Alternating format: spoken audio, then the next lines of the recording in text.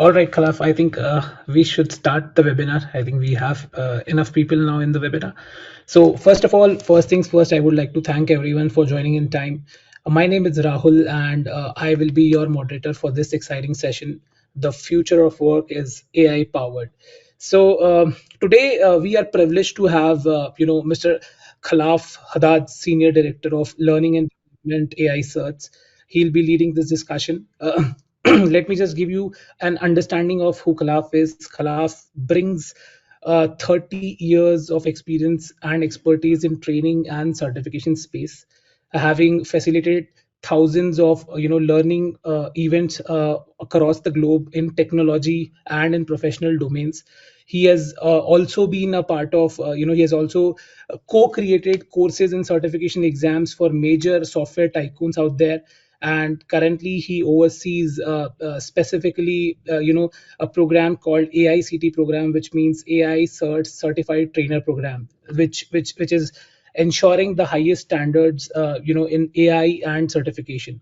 So I'll just give a quick brief to each and every one of you what we are going to do in this webinar, and I'll not take much time and hand it over to Kalaf. So in this webinar, Kalaf will guide us through the current state of AI, its importance onto the workplace, how how we can prepare a AI driven future, and he will also talk about how what are the essential skills needed with respect to the way AI is changing right now. I mean, the way AI has been since inception, how AI has been changing. So he will also talk about the importance of ethical AI practices, and then obviously there are going to be interactive elements where we would want you to have active participation with respect to the polling that will happen, with respect to the Q&A session that will happen and I'm going to be your host for the entire 1 hour. We'll ensure together that this 1 hour is fruitful for everyone attending this session. So without wasting a lot of time, I'll quickly jump on to Kalaf and hand it over to you, Kalaf. uh, or I think the floor is yours. Yeah. Thank you, Rahul. It's great to be here with everyone joining from wherever you are around the world. This is an exciting time. I think back on my own journey over the last 30 years and how technology has evolved considerably. And as I said in the preview, AI is a more exciting paradigm shift than any I've seen in my 30 plus years in this industry. So I'd like to put up that first polling question just to see where you're at on your AI journey. Now, historically, AI has been around for decades. In fact, the term was coined back in 1950, but I don't think too many of us were thinking about AI in 1950. In fact, I wasn't even invented in 1950.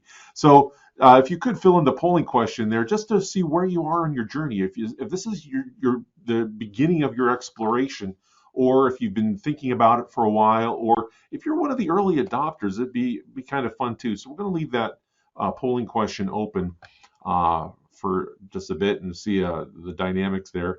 Just getting started, okay, less than a year. Just getting started, okay, very good. And a couple of you more than a year, good. So we'll just go ahead and leave that open for a bit. The potential that AI offers is incredible, and it sounds something like too good to be true. If you've had your ear to the ground, if you've been reading the news articles, listening to the conversations around it, it seems like we are on the verge of this great new world, to borrow a term, that is going to reduce the number of hours that we have to work. It's going to take care of a lot of the toil and the grunt work and free us up to do more human things. And so that's the big promise. So thank you for answering that poll question. Looks like most of you are early in your journey and are recognizing that it is going to be an important part of your future. In fact, let me say it this way, our future. But first, I want to tell a story to put this in perspective, because there was another big paradigm shift in industry about 50 years ago, 55, 60 years ago, when automotive manufacturers recognized the value of robots and introduced robotics to the assembly line back in the late 60s, early 70s, as robotics research was was coming into its own. And robots promised a lot of things. They promised better return on investment, protection against injury, as you can see in this picture here, using robots in places where it would require several people doing some pretty heavy physical labor and running the risk of injury. And so automotive executives looked at that and said, wow, robots are a great thing. However, for every robot that went down on the line, that just meant that there was a bunch of automotive workers that suddenly would say, hey, I'm being replaced by a robot. Robots don't have families to feed. What's going on? And there was a lot of tension between the labor unions and management as robots were being introduced to the assembly line. Well, the story goes that, and I don't know if this is just me being old and forgetful, but the story goes that my uncle, who worked in the assembly lines, in the assembly plants, he came across an ad in a break room, said free robotics repair courses, called to sign up. And he took the robotic repair courses and he had a job. And when I heard that story, and again, whether it's attributed to him correctly or just given to the age, the principle is sound in that committing to being a lifelong learner means that you'll always have something to do. There's always something to learn, something to grow with. And with the massive paradigm shift that AI is presenting, now is the time to learn about not what's coming, but what's already here. You see, as I mentioned already, the term artificial intelligence was coined back in the 1950s. So we've had this discipline for the last 70 years. And AI has gone through decades of growth and stagnation, largely because in the early years, as researchers were considering what artificial intelligence required, they ran up against limitations of computing power or available data or ways to manage the data. And so it would go in fits and spurts. And by the time that hardware and compute power and data storage was able to catch up, then the next big leap in artificial intelligence was made. So there was what they call an AI winter. And then in the 80s, there was a resurgence and funding went back into AI to do some research. And then it got quiet again, and then it resurged again. And now what we've seen in the last 10, 15 years with the advent of cloud computing and data lake houses now, it's went from data to big data to data warehouses, data lakes, now data lake houses is the term. But where is AI today? It's a big buzzword, and it has arrived everywhere. Consider those of you with credit cards. If you've gone to a credit card website, as I did recently, I was met by a chatbot, and I was trying to cancel the credit card. And it was interesting as the chatbot was trying to convince me to keep the credit card. And then when it realized that I was really serious, it said, okay, I'll get a human being on the line for you because I'm not authorized to cancel your credit card. So that's a use of AI to automate some of the tedious nature of initial customer service interactions, and yet recognizing a boundary where human intervention is required. So that gives us some insight as to the value of having an ethical or a transparent AI solution, one that does not completely remove humans from the equation. It rather shoulders some of the burden and recognizes. So final decision making does fall to the humans. Another fun place is when we see autonomous vehicles. We've heard a lot about that from companies like Tesla and Rivian and Polestar, electric vehicle companies that said, well, we've already got the electricity and the electronics, let's do some automation with it. But seeing it applied at the big box warehouse stores where these autonomous cleaning robots roam the aisles and just clean, and if they detect a person too close, they stop and they continue to make noise.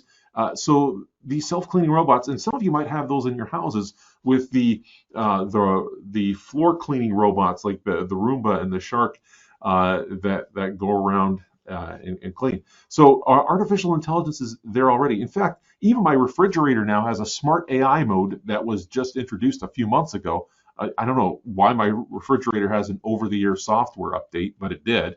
And it informed me is that according to the smart AI feature, I'm saving a few kilowatts of electricity every month, which amounts to about 50 cents to $1. But I suppose in this day and age, every little bit helps. Another place that AI is in use today that you may have leveraged is language translation tools. And those have just been getting better and better. I remember in the early years using a tool like Google Translate left something to be desired, and it was sort of a fun exercise to translate something from English into another language and then back into English for me because I'm a native English speaker, and do that 2 or 3 times to see what would happen to the translation, and the translation would deteriorate. Uh, what I've seen over the years is that those translation tools have improved, and while I still would not use them unconditionally, they are far better and they're far further ahead than they have ever been. So they're much more accurate. But an interesting one that I came across this week was in drive-throughs at fast food restaurants. Apparently, Taco Bell has plans to expand their voice AI technology to drive-through locations. So instead of the teenager with the headset taking your order, it's an AI listening to your voice, understanding what it is that you're ordering, and then reading it back to you to make sure that it's been heard correctly. And the nice thing about that is that the AI won't get frustrated with you repeatedly changing your order. The AI won't get tired, and the AI will repeat back to you so that there's a confirmation. So some pretty interesting ways in which AI is already being leveraged. But seeing where AI is, and this is just a small sampling of the hundreds of applications of AI in the world today. But here's the cold hard fact, and this is what we want to appreciate, is that AI isn't going to take your job. Rather, someone who knows how to use AI will. And I want you to have that sobering thought in your minds there, that AI isn't going to take your job, but someone who knows how to use AI will. In fact, if we were to take a look at a couple articles, here's one that says AI could replace 2.4 million jobs in the US by 2030. Well, what happens to those jobs that are replaced? Well, like the robot repair technician, new ones will be invented. So AI is going to be creating new job categories while obsoleting other jobs. There are jobs that, like candle makers that don't exist today. There were great jobs in the 19th century. If you were a candle maker, you had a regular career to go to. But people don't make candles as a consumer thing. It's an artisanal thing today. I understand that. But when it says there AI could replace 2.4 million jobs, those 2.4 million jobs are of such a tedious nature that they can be assigned to a machine, thereby freeing up 2.4 million people to learn other jobs. Well, what other kind of jobs will there be? Well, here's another article that says that over 97 million jobs are set to be created by AI. 97 million. Well, if we're displacing 2.4 million workers and we're going to be creating 97 million jobs, I don't know how we're going to fill that. I guess we're going to have more kids and raise them quickly or something to get them in there. But that's the good news, and that's the perspective I hope to engage you in, is that the job market is changing, and if we don't acquire those AI skills, then we will end up being obsolete. Yeah, even something as random as being a registrar for a shipping company that moves art throughout the world. You're like, is AI coming for my job? Well, no, but AI can assist, particularly in things like tracking your shipments, ensuring that if there's an issue with the climate-controlled vehicle for shipping, that it reports back to you and that you can respond and address it in a timely fashion. So there's always some way in which AI is going to intersect with whatever job you have. And if you are like my uncle was in the mortuary business, well, you go for a lunch run at Taco Bell and you're going to run into AI there. So there's always that. So we have a second polling question up for you, and that is, what best describes your current work situation? Are you a business executive or decision maker? Are you an IT professional? Or are you another non-IT professional, as it were? So let's open up that polling question and see where we land on that spectrum.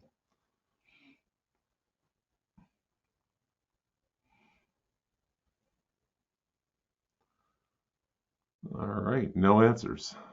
Maybe nobody works. I'm kidding. We all work. What we do. All right. Executives, IT professional. All right, 50-50 split there. Other business professional. Okay, good. Yeah. Yeah, like I said, there's going to be that. Okay, so we're kind of distributed there. Outstanding.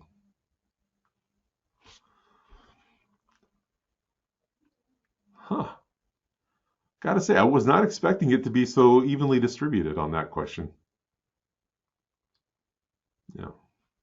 This is an important thing to appreciate because and the reason that we broke these categories out is because uh, initially our encounter with AI is that it seems like a nerd thing. It's a computer thing. It's an IT thing. But the reality is the impact of AI means that it's really an executive decision maker, HR type of a conversation that's going to be had. And that's it's going to be a lot more of the HR and the C-suite that's driving the conversation, understanding what that impact is on business. And because of that, a lot of people who would otherwise wait for technology to happen to them need to get involved in the conversation to be able to address issues of ethics, such as are we excluding anybody uh, from the conversation? Are we being inclusive? Uh, are our systems using good data that is representative of our community? And it sounds a little bit of like the DEI type of a thing, diversity, equity, inclusion, but it's not merely a DEI initiative. It's the reality that to get the fullest picture of what's out there, we need to make sure that we have a good data set, that we talk to a lot of good people, and invite them to the conversation so that it's as broad as possible.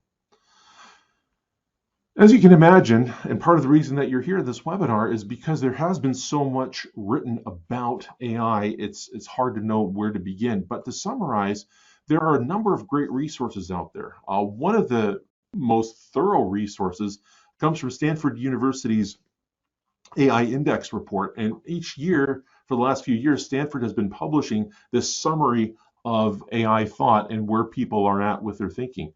So a few things that surfaced from this one that was published back in April. Just to give you an idea, the Stanford AI Index was released on April 15th, 2024. And in that report, they highlighted some things. For example, this first one here, the progress that AI has made. It beats humans on some tasks, but not on all. Now, famously, when you think of, well, where does AI excel? Well, we've seen that in chess, for example. If you remember some time ago, the world chess champion was defeated by IBM's Deep Blue computer, and computers have just gotten stronger and stronger since. Other things that AI can do are some pretty routine tasks that can be clearly defined and well automated. So some visual reasoning, image classification are some of the examples that were cited.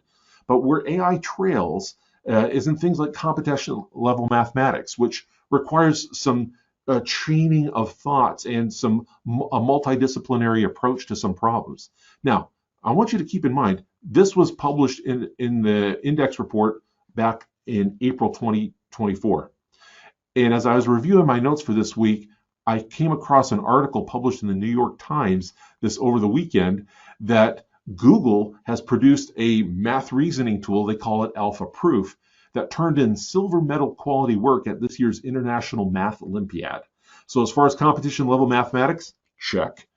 AI is getting there too. And that's a fascinating thing, particularly for me, because I majored in mathematics in university. So I thought, wow, that's pretty impressive that AI is starting to put together some reasoning and some ability to develop proofs. So the NAP is narrowing. One of the challenges, though, is that the way in which we evaluate our AI tools is a bit of a challenge. Right now, there is no standard evaluation. There's no standard benchmarking. So to say that one AI tool is better than the other it cannot be assessed objectively at this point. This is one of the challenges. Because these tools are evolving so quickly and are being built so rapidly, no, there hasn't been a standards committee that has said we expect this level of performance and we expect this level of task. Now, OpenAI has sketched out 5 levels of AI, and they believe that their AI is reaching level 2. Level 1 is some basic responses. Level 2 is conversational. Level 5 would be, of course, human level capability. But that framework hasn't been fully fleshed out yet and widely adopted. So in terms of looking to the AI tools, right now, it still remains a task for every organization to evaluate the tools based on what their needs are. So there's still going to be a lot of work, and again, opportunity for conversation within a company to have people participate and share what their needs are. Here's a third one. Government oversight of AI is increasing. Now, this is a double-edged sword. Like all things government related, we have to have a balanced and nuanced approach to it. On the one hand, it's helpful to have a standard or an objective benchmark to meet. On the other hand, government regulations can occasionally stifle innovation and development. And so, interestingly enough, if we're to look here in the United States, for example, we'd have to go all the way back to 2016 to find any AI-related regulation on the books. But last year, a survey done throughout the U.S. found that there were 25 different AI regulations written around the country, and that's double, or rather up by over 50% from the previous year. So there's more and more attention being paid to the need for regulating AI. India, in fact, a country that has been generally pro-innovation, looking to stay out of overseeing AI, has come to realize that there is the potential for AI to interfere with elections. And so back in March of this year, a government advisory came out to companies out of concern for election meddling. And not only that, but the just showing the idea of innovation here. There's a national strategy for artificial intelligence that was published by the government of India back in June of 2018. So this has been something that's been on India's radar at the government level, and they're encouraging the adoption and the research in AI to, again, improve their R&D, the R&D output and the like. Even the United Nations has gotten into it and weighed in on the importance of using artificial intelligence for the greater good. And this is something we would expect from the UN, but again, it's on their radar. So it's reached the UN in terms of encouraging sustainable development and greater benefit for all mankind. And even perhaps the most famous of legislations in terms of government oversight is the European Union. So the EU has not been shy about creating oversight for technology. A few years back, we had the GDPR Act, which it created some boundaries around users' personal data and their ownership of it. And that created some challenges for tech companies that tech companies rose to, and they adopted it. And the GDPR Act was perhaps one of the early tensions between, or not one of the early, but one of the ongoing tensions between government oversight and free innovation. And so the EU has stepped in with a consumer protection measure, and they're doing something similar to that with the AI Act, which requires some safeguards on general purpose artificial intelligence. It does things like limit the use of biometric identification by law enforcement. The AI Act also is talking about the ethical use of AI data that's collected and used in AI decision making, and also requiring a measure of transparency that if a customer requests an explanation as to why a decision was made using the AI, that the AI be fully explainable.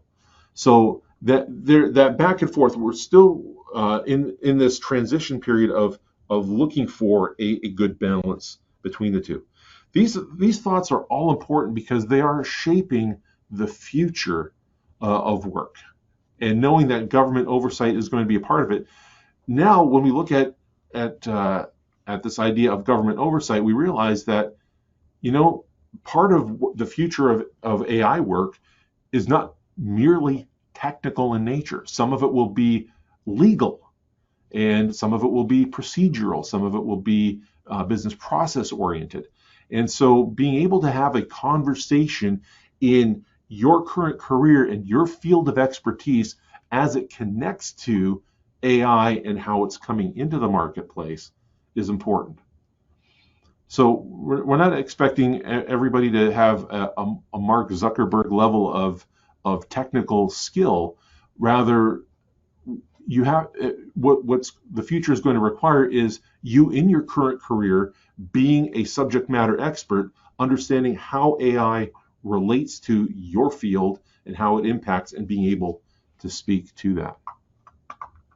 Now, it's not all gloom and doom. It's not all procedure and paperwork.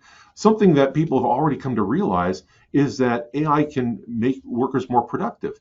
Just like those robots on the assembly line free up workers to, instead of doing the backbreaking work of lifting chassis into place, they can be free to restock parts bins, do quality control, and other tasks related to the process. That's another thing that AI can free us up. There have been times that I've engaged in research, and what would have taken me a dozen different searches with a web search engine, I could just put into a chat bot and say, figure this out for me, or go find me the sources, and it would comb through all of the content it has weaved through and present that to me. Now, again, there is a danger there as well, is that I cannot blindly accept the result of the generative pre-trained transformer. That's what GPT stands for, by the way, and submit that as my own work. In fact, there's a famous incident about a year ago where a lawyer was disbarred for submitting a brief that was written by generative AI. He wrote the prompt, Gen AI spit out the legal brief, and he submitted it to the court without even proofing it. And then when the court called him out on his work, because the issue was that Gen AI fabricated cases as precedent that did not exist. And as a result, he lost his license to practice law. And that's a warning to us all. So again, keep in mind that although it does make us more productive, it is still a tool, and we are responsible for the work. So that's where we need to maintain our connection to our own work and oversight of the tool. This also lets us know if the tool is starting to drift. Recently, I was trying to do some genealogical research, and I asked a question, figuring that maybe the AI had gone through those particular records, and the AI spit out a random date that when I looked into it further, I wasn't entirely sure where that date came from, and the AI couldn't confirm or deny it for me. So that was a bit problematic. So again, there is that realm of productivity. We do get that productivity boost, and it still requires that we check the work. I cannot, in good conscience, say that any AI generated work is good to go on its own. It's always worth checking, because once you submit it, it's no longer the AI, it's you. So do keep that in mind. And as we've mentioned already a couple of times, ethical AI is at the forefront of internal discussions. Wherever we turn, where we go, I mean, the EU's AI Act is evidence of that. That the EU is concerned about the ethical use of AI and decided to create some guidelines and get in front of that. Now, I'll say this, is that initially it's not going to be perfect, but at least getting something down gives us a starting point to further fine-tune our AI conversations. And there is a growing concern about the potential misuse of AI. I think the latest one I saw was it was a cute video of world leaders on a fashion runway, and their clothing was representative of something about them, and it was kind of interesting. I'm sure he's not watching this, so for example, the leader of North Korea was walking down the runway, and it had the big letters KIM. I guess, well, in his world, it is all about him, and it was interesting how that, but it was all AI generated, because I'm pretty sure Pope Benedict did not do a catwalk anytime in the last ever. So that's where this ethical AI is. We're running a fine line between parody and mock reality, and that's where we see this increasing nervousness towards AI. In fact, last year, over half of survey respondents expressed nervousness towards AI products and services. They're not sure where this is coming from. And that was an increase from about a third in 2022. So we've gone from a third of people surveyed being nervous about AI to over half people surveyed being nervous about AI products and services, uncertain. And so we have to come up with ways to address those. How do we inspire confidence in people, or maybe to back that off a little bit, how do we inspire comfort in the use of AI? And a large part of it is going to be the transparency around the use of AI, the explainability of the decision-making process of AI, the assurance that the data used to pre-train the large language models, or LLMs, and the deep learning that machine learning is run, that all of that is clear and transparent in a way that it includes everyone and allows everyone to see it. But that does take a little bit of time. So do keep that in mind as we go. All right. So just to change things up a bit, I wanted to demonstrate a few little AI tools, and some of them you may have seen before, some of them they haven't, but here's a few that we use.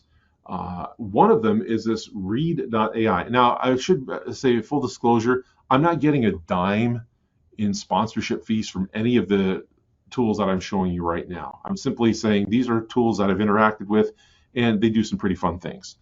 Read.ai is a tool that attends your meetings and produces summaries of them. So here is an internal meeting, and this is all pretty generic stuff. But the fact is that Read.ai gets invited to the meeting, listens to the meeting, creates a summary of the meeting, identifies who said what and when, assesses the level of interactivity in the meeting, and produces a summary report. And for recurring meetings, prior to the following meeting, sends a recap or a pre-read to get you ready for the next meeting.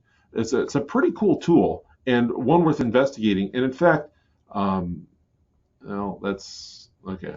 I'll just leave that one out. But the point of that is with a lot of these tools, there's a try before you buy. You can some sort of a limited demo. Some of you may have already been playing with ChatGPT, a great way to do some quick research. One of the things that I used ChatGPT for was linguistics is a occasional hobby of mine, and I was pretty curious. List the word coffee in the 50 most widely spoken languages in Africa. I was just curious, and so off we go. And as you list through there, it's like, okay, well, that's pretty cool. And you see that most of them are coffee, kahawa. This Berber one, that's new to me. But the one I found interesting was in Ethiopia, they call it buna. Anyways, short story is, after I did this investigation, there it is also in another Ethiopian language, bun, is in Ethiopian, the name of the bush on which the bean grows is called the buna bush. So where does the word coffee come from?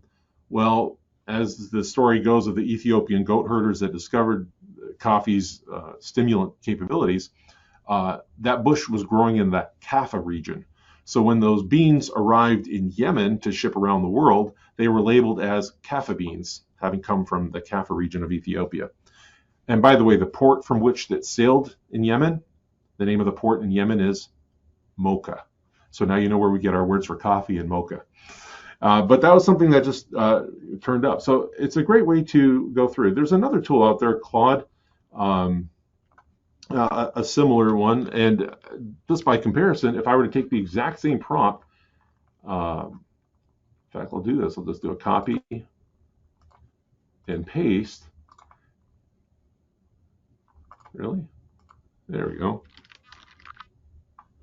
And submit the same prompt.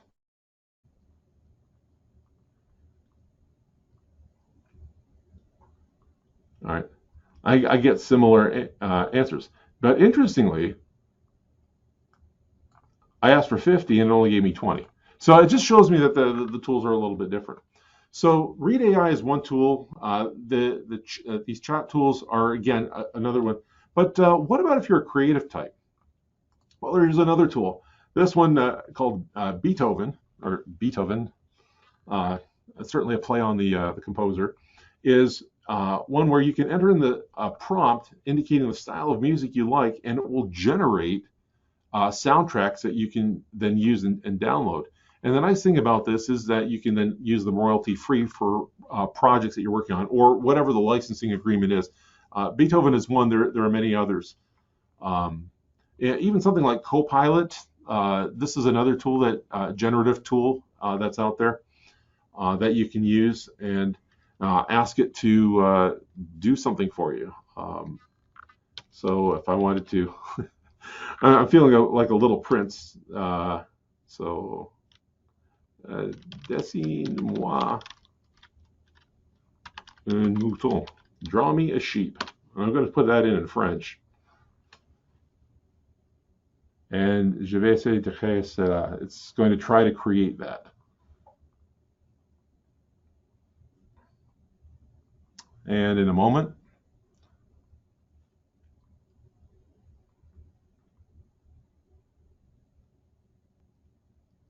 there's my picture of a sheep. All right. So there you have it. So these tools are pretty cool. Now, something else I could show you is if I were to take this table, this list in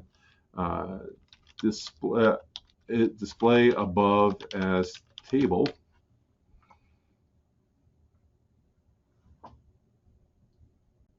Now I get a better view of it, and I can then copy and paste that. But anyways, there are all kinds of AI tools, whether it's meeting assistants, generative tools, creative tools. At the end of the day, it's a matter of assessing them, making sure that you can do what you need to do. And don't be afraid. A lot of these tools do come with free access. Chat, all the ones that I've demonstrated are free versions of the tool. So if this is something you haven't begun to explore, I encourage you to get out there and look at some of these tools. And there are literally hundreds more.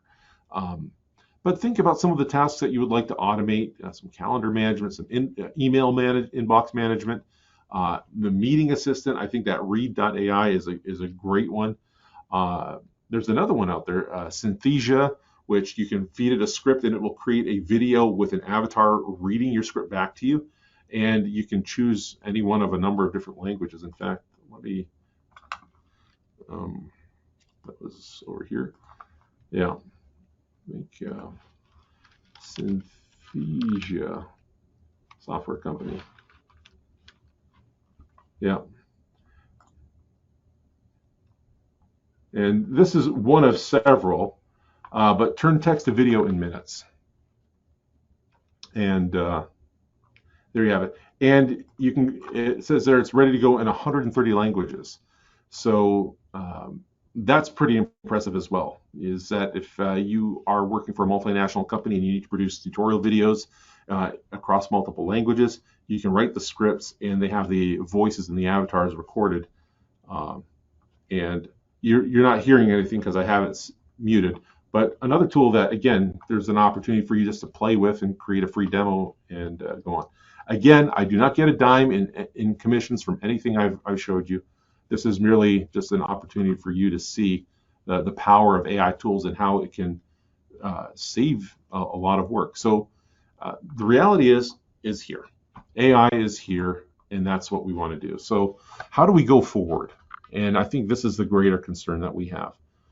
One thing we have to do is we have to address the reality that the AI skills gap has to be addressed. There's no two ways about it. Just like when robotics were introduced, we had to train people on how to operate the robots. We had to train people on how to install the robots. We had to train people on how to maintain the robots. The same thing is going to happen here with AI.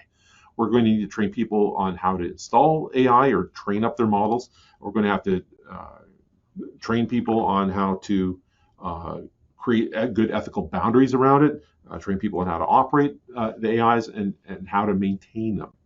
So when we look at some of the surveys that have been done in the last few months, things like 70% of workers needing to upgrade their IT skills, or here's one that I think is highly concerning. It says there are 17% of organizations are actively trying to address a skills gap. All right, that's 1 in 6. 1 in 6 organizations is addressing the skills gap. Here's the bigger concern. Pair that with this next stat. 82% of workers see lack of training as a potential reason for switching jobs.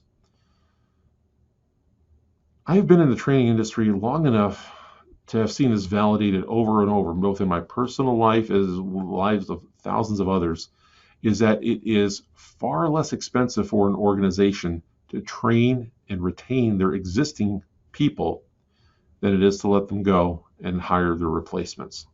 Just the recruiting process alone takes months. And then the organizational knowledge that goes out the door with the previous person isn't there with the new hire.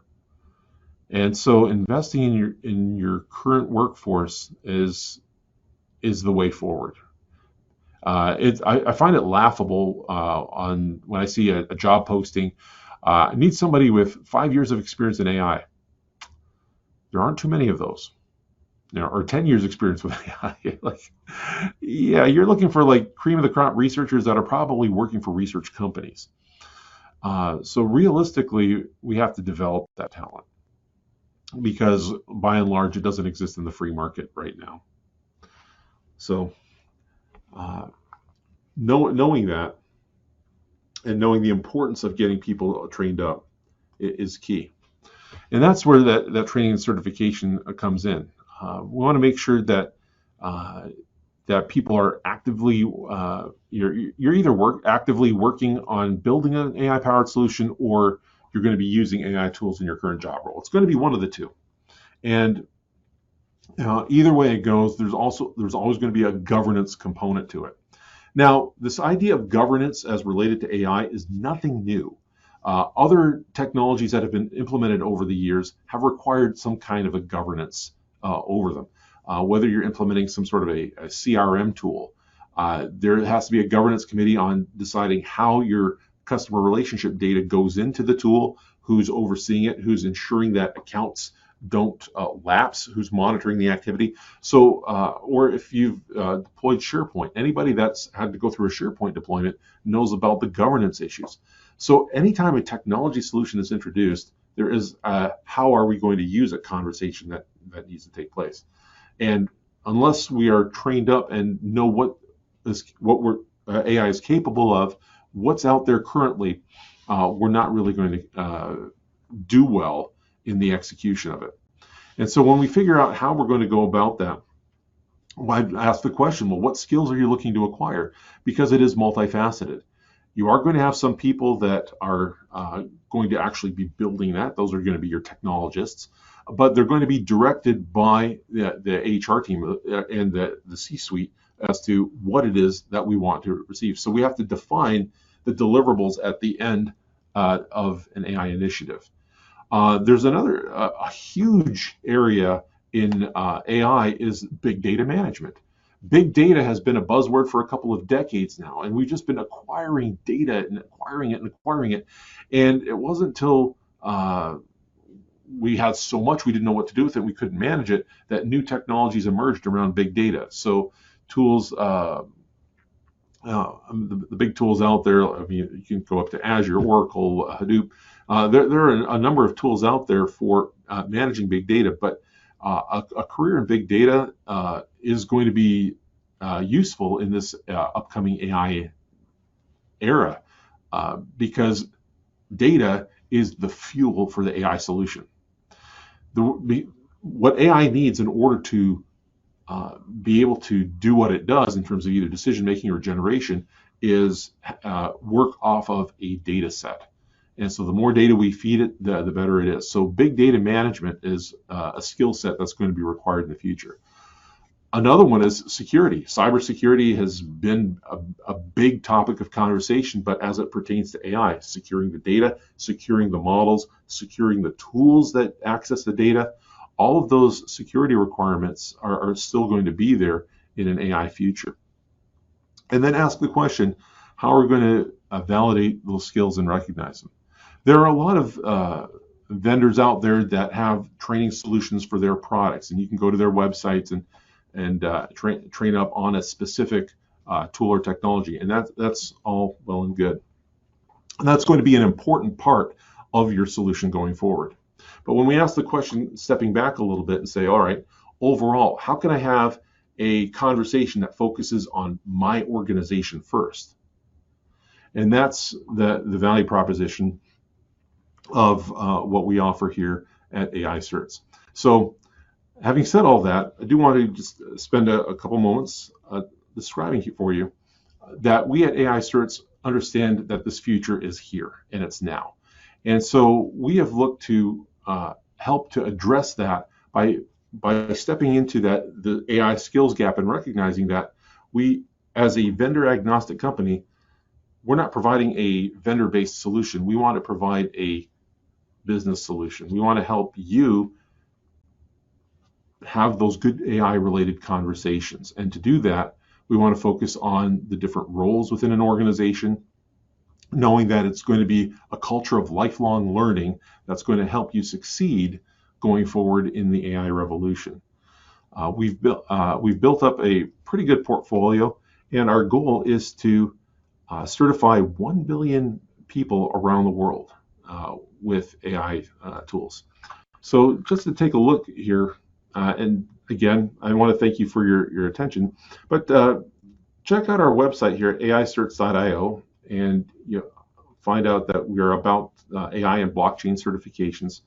The idea is that we want to come alongside you and say, yes, you've taken the time to learn about AI. You are certified to have those conversations because you've invested in yourself. And we have a number of certifications. So our starting point is the AI executive, AI Plus executive, and this is to help business leaders and business decision makers have those conversations. There's a corresponding AI Plus everyone.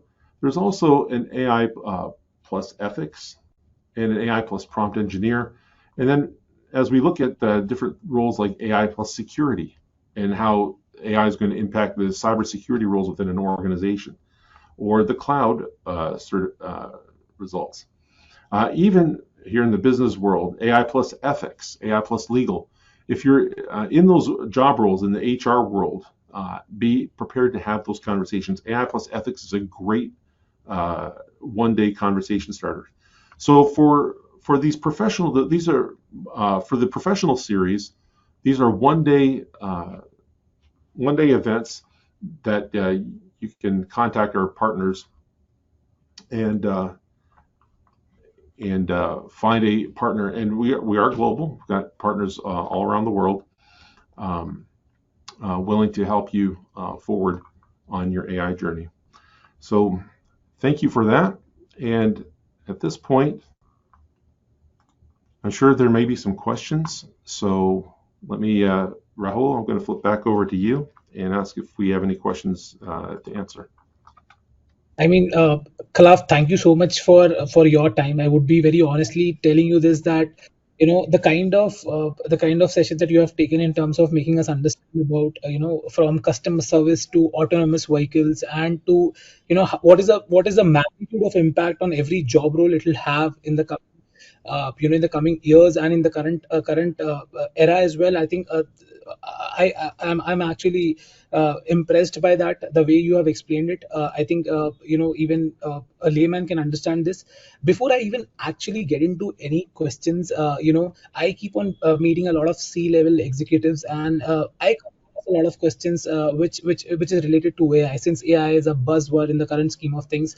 I actually wanted to understand from your end. I mean, there are a lot of policies that keeps on changing basis how government decides to operate in a particular country with respect to AI, right? So just one question that I have in my mind before I ask, I'm just curious to understand this, so I'm just trying to take it from you. How organizations can prepare their employees, for an AI powered future, from someone who's already working into an organization. How, from organization perspective, how they can get help, and how they can actually be proactively prepared for something like this. That's a great question. Because the changes are coming so quickly, the sooner that an organization can designate someone to be at least an AI point person until you can get a group of people together for that governance conversation. What we're looking at, though, is the nucleus of a team that will champion AI. And that team would be responsible for keeping up with, like you said, the government regulations that are changing very quickly, other developments in the industry, being able to go through a 500-page PDF from Stanford University, that's how big that AI index is, and be able to understand what is happening and then connect it to what are the needs of the organization. So the first step I would advise any organization is to come up with that AI governance team. You can call it whatever you want, but the goal of that team is to be that connecting point for your organization, so that we can understand what's happening outside, how it impacts us, and then how we're going to share that out. That team then forms the basis then of those other training efforts, recognizing that based on job role, that we would need to bring people up to speed, so all my decision makers would, and again, using our certifications as an example, baselining them with, say, an AI plus executive certification. So I know that everybody has been brought into the conversation, and they can begin connecting their respective department needs with what AI can do, and start to talk about, well, can we offload some of this work, some of this tedious work, so that I can free somebody up to be more creative, or get them more customer facing as opposed to more report writing, that type of thing. But it's going to start with creating that team that can pull together this. And interestingly enough, because it's such a high volume of data out there, guess what would help process all of that? Exactly. Using AI to boil it down so that we can distill it. There's another tool I didn't show, but effectively it creates, it goes through the news of the day and creates a custom podcast for you, so you can have an AI voice read to you what has happened in the world over the last 24, 48 hours. And that's a great way for you to catch up. So again, this is just an exciting time for sure. All right. All right. Thank you so much, Kalaf, for that. So, Kalaf, when I'm going on to chat, I'm able to see one question that is popping up right now. Most of the organizations do not have AI infra ready. How these courses will help me when there is no practical use in my day-to-day job?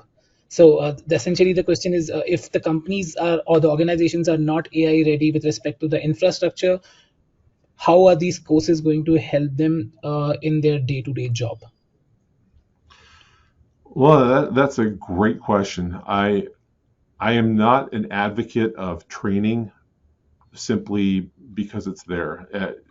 And I agree with the person asking the question, is if I'm going to invest in training, where will I see the value? Now, not knowing too much about the organization, what I will say is this, is that if the organization is later to adopt AI, then when they finally do, they're going to need people who have kept up with the conversation.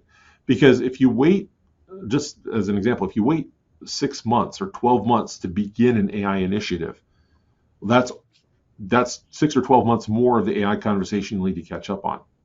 So that's one part of it. The other part is that the individual person can see this as an investment in themselves. So if your organization isn't ready, you can get ready ahead of that so that when your organization is ready, you can be one of the leaders to step up into the new role that they identify. So in other words, you can get ahead of your company or organization, knowing that All right. eventually they will have to address it. I mean, yeah, if I think 40 years ago, there were still people doing accounting using paper ledgers. And the very early adopters were using electronic spreadsheet programs. Now, today, everybody takes Excel for granted. And a Correct. similar transition will happen with AI. Right. So apparently, I think I have one more question, which is how to become a partner and what will be the backup support to the partner. I mean, I think there are organizations or maybe training companies who are already attending this, so they wanted to partner with AI Certs. What is the Mhm. process and what are the backend support that we will be able to give it to them if you would like to take it up? Right. That is wonderful. What I'll do is this, with regards to those that are interested in partners, there is a link on our website if you are interested in becoming an authorized training partner that you can click on the link and submit a form. Or better still, if you want to reach out to me, it's my first name at aicerts.io. I'll just put that on the screen right now. All right. Absolutely. At aicerts.io. And if you are interested in becoming an authorized training partner, just put in the subject line ATP, and I will connect you with the people that oversee our authorized training partner program and get you started on that. With regard to back-end support, we have all the tools to partner with training organizations. The people leading our ATP program have decades of experience in training companies and partner programs. And we've built out an infrastructure to support training partners to help them have the best experience possible delivering uh, training solutions for their customers. Great, great, great. I think Kalaf, the way you have explained it, from the business professional series to the technology courses that we have from AI search perspective. If you talk about law, healthcare, government, and then you talk about technology, which is data science, security, how AI is going to impact all these job roles. I think it's immense to understand this, and it's great to hear from you. So I would really, I think I do not have a lot of questions out in chat. These were the two basic questions, and then I had one question of mine. So first of all, I would like to thank you for addressing all those questions and taking out time for us.